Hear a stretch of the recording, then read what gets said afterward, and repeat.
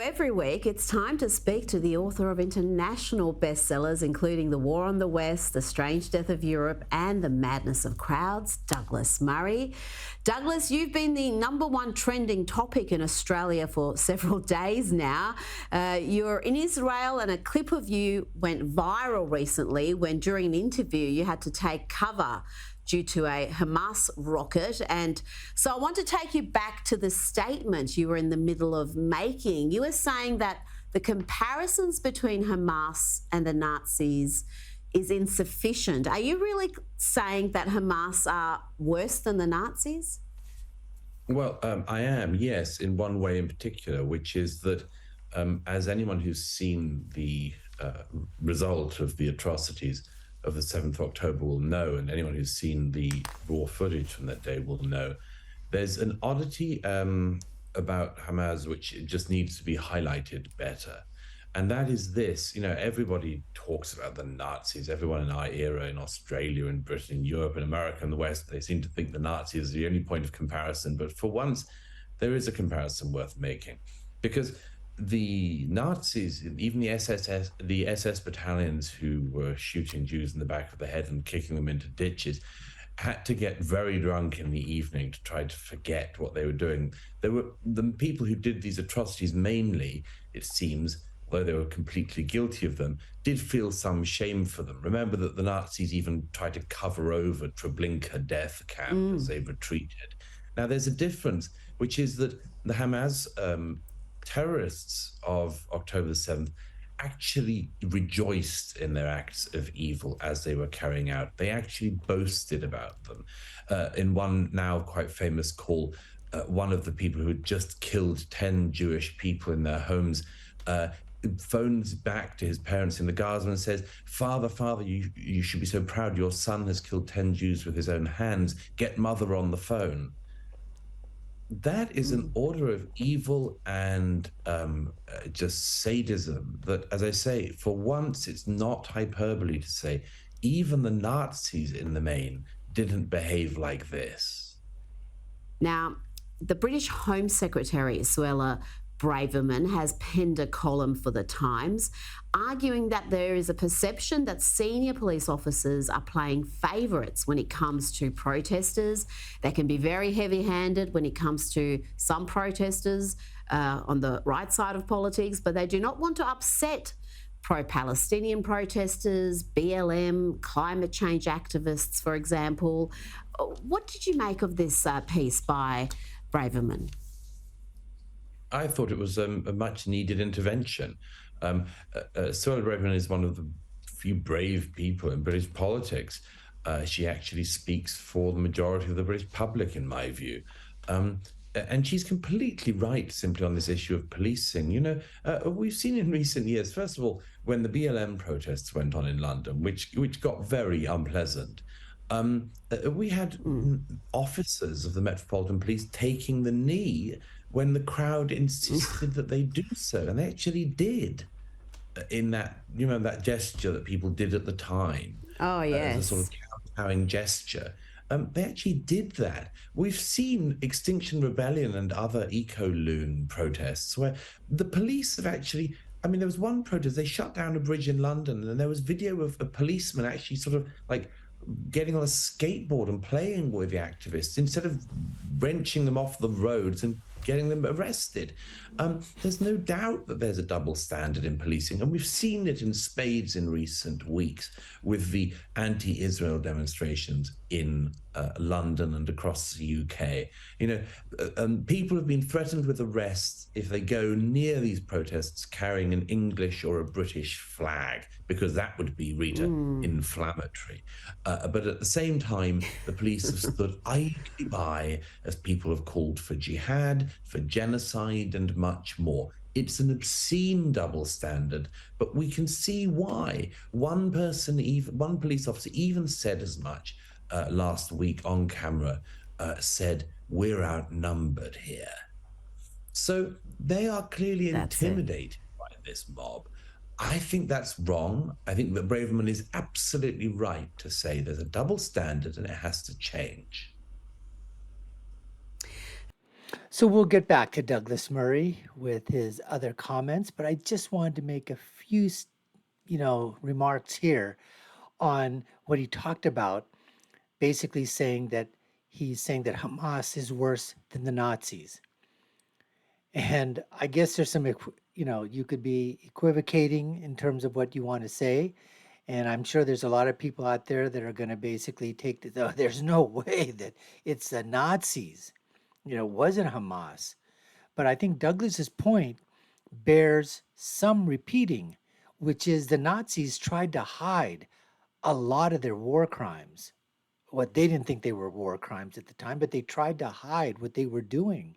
They took meticulous notes on what they were doing with the Jewish people, what they were doing with other ethnic groups that they were putting in concentration camps, putting into mass murder fields, taking them to the um, concentration camps. So they were all doing the meticulous note taking. There's no doubt about that. But they never thought in a million years that they were ever going to get caught. They thought they were going to win the war and this was just going to continue as usual. And so we only found out when the Nazis in Germany lost, and all the footage of the whatever they were taking on film, whatever notes they were taking, that's when we really found out, obviously seeing the sites of the concentration camp, but to see the barbarity of the criminal acts, the inhumane acts that the Nazis were doing, those we only found because, we were able to, when we won the war, we found out this evidence that was being collected. But Hamas, they're going out with GoPro cameras. They're filming this. They're talking about it. They're, like you said, the phone call to the family saying of what he did, with the, who he killed. With the Hamas, people were killing the Palestinians. I mean, killing the Israelis. Just unbelievable. And then this, what's her name? The British Suella Braverman. I mean, her last name, folks, a braver man. The British High Command in charge of the police, are they just cowards? Where are their cojones? Where are the balls on these people? You saw that police officer taking a freaking knee, not just once, but 2 or 3 times in front of those protesters? Do you think the NYPD would have ever taken a knee to a protester? To a demonstrator? Are you kidding me? There is no way on hell that an NYPD officer or an NYFD fire department person, anybody, you think a combat veteran would take a knee to a protester, a demonstrator from Just Stop Oil or climate change or whatever? There's no way. But that's the problem. It's the British High Command. And the other thing is, most of the 99% of the police officers, unfortunately, in Britain, they don't have a freaking gun. So, like when Douglas was saying that they're intimidated by these huge mobs and huge protesters that are out there, it does come in your mind that they think, what would happen? I mean, how are they going to, if it was hand-to-hand combat in the streets or whatever, how are they going to, fight thousands upon thousands of people? That's why we have a Second Amendment here in the United States of America. That's why police are allowed to be armed in case things like this get out of control. They're there. Anyways, this is the stuff that we're bringing you today, folks. This is what's on tap. And we got more Douglas Murray, so don't go away. You're watching the Dr. Nasir Shaikh Show. I'm your host, Dr. Nasir, where I give you my political prescription from my political perspective of what happens when all these things collide in the world. Douglas Murray, social justice warriors, virtue signaling woke elites. You've got culture, you've got politicians, you've got politics, government, policies. They all collide. And Douglas is there to give his statements concisely and precisely. So let's get to more Douglas right now. Climate change cultist. We just had Just Stop Oil step up their violent antics with this act of vandalism at the National Gallery in London.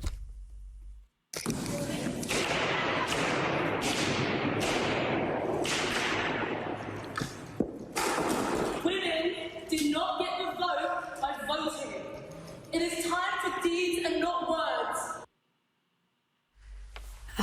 They are becoming becoming more destructive, Douglas. It used to be paint, now they're taking sledgehammers to these paintings. What's next? It's unbelievable to view, of course. I mean, it's just appalling. This particular painting that was attacked, the Rokeby Venus of Velázquez, was attacked before. It was slashed in 1914 by a suffragette.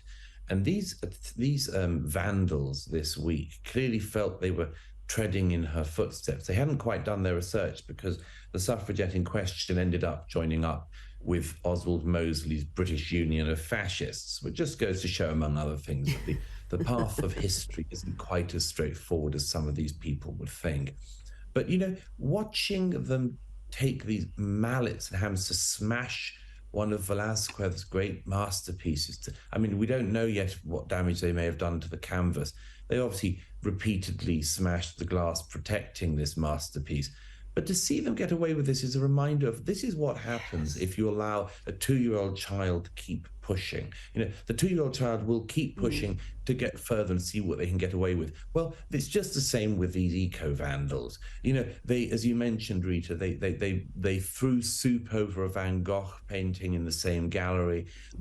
Two of them glued their hands to the 18th century frame in morons, which another Van Gogh lunatics, was retards was hanging. And do you know how much those two got fined eventually? £500 a piece. £500 a piece. Oh. So it turns out it's a bit of a bargain if you want to get your international message across and create a little act of terror. It's quite a bargain to go in and assault the completely, I mean, guiltless collection of the National Gallery in London. It's very cost efficient, it turns out. So surprisingly enough, after they'd come with the soup and with the glue, the next time they came with their mallets and their hammers. I wonder what they'll use next time, unless the authorities stop them.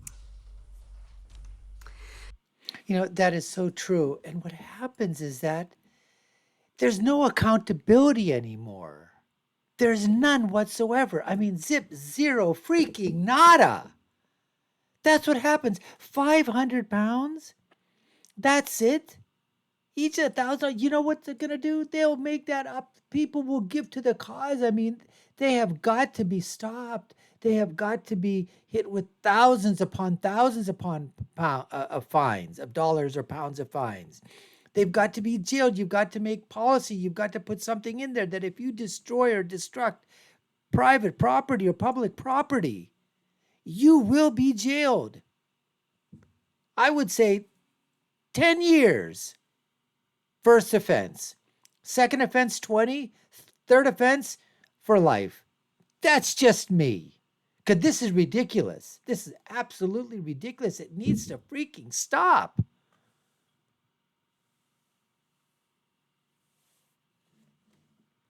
Now, Douglas, we have seen the left, which dominate the media, academia, much of the culture, completely redefine words, including the term far right. Anyone to the right of Karl Marx these days can be called far right, but there is a real far right. They may be small, but they do exist, and they are unsurprisingly in perfect agreement about many issues with the woke far left.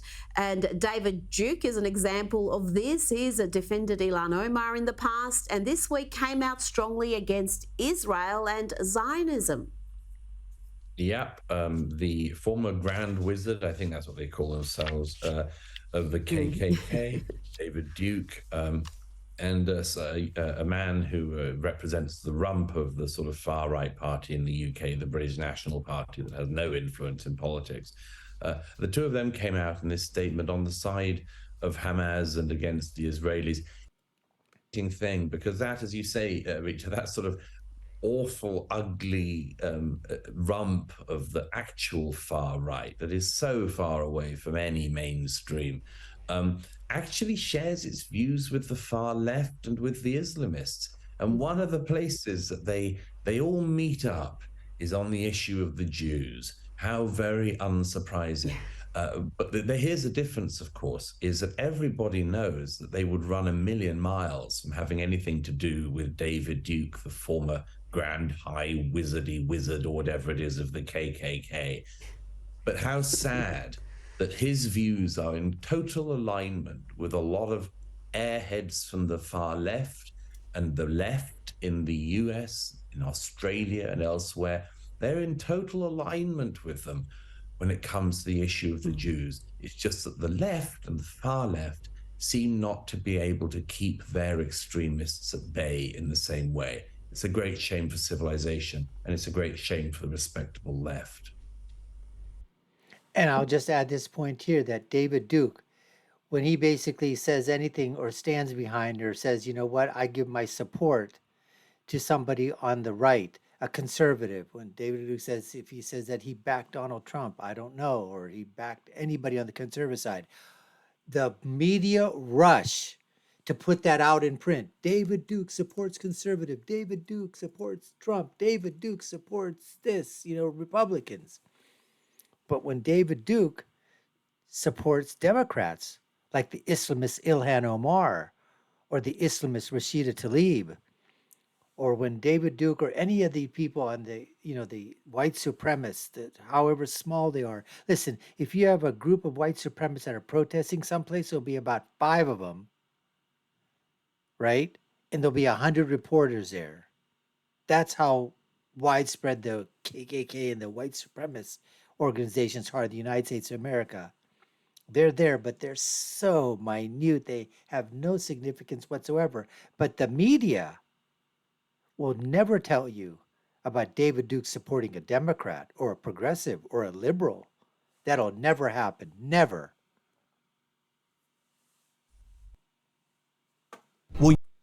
You are in Israel, and earlier this week you saw that 43-minute unedited video, including body cam footage of what happened on October 7. How has that affected you, and has that changed your view on that conflict? Well, it certainly, unfortunately, reinforced the number of thoughts I had about the Hamas attack. I was earlier this week near Oz, which is one of the kibbutz that was completely ransacked, ravaged by Hamas that day. I think a lot of people from outside Israel still haven't realized the sheer scale of the attack. It was a battalion-sized attack of terrorists. And people like that small, beautiful community of Near Oz, near the Gaza border, had 400 people living in it. Funnily enough, most of these kibbutz, or many of these kibbutz, these communities around Gaza, were filled with left-wing peacenik types. They wanted peace with their Palestinian neighbors, very often, campaigned on this, did good deeds for their Palestinian neighbors in the hope that this would incrementally lead to peace. Near Oz lost over 80 of its citizens to being kidnapped by Hamas. They were stolen from their homes, often having been horribly tortured and taken into the Gaza, where some of them still are. And more than 30 people of that community were massacred right there. An elderly man burned alive in his house, and much more. I went round what remains of the community a couple of days ago, wrote about it for the New York Post today, and I urge people to just read about this, to confront it, because to confront it is to confront true human evil in our time.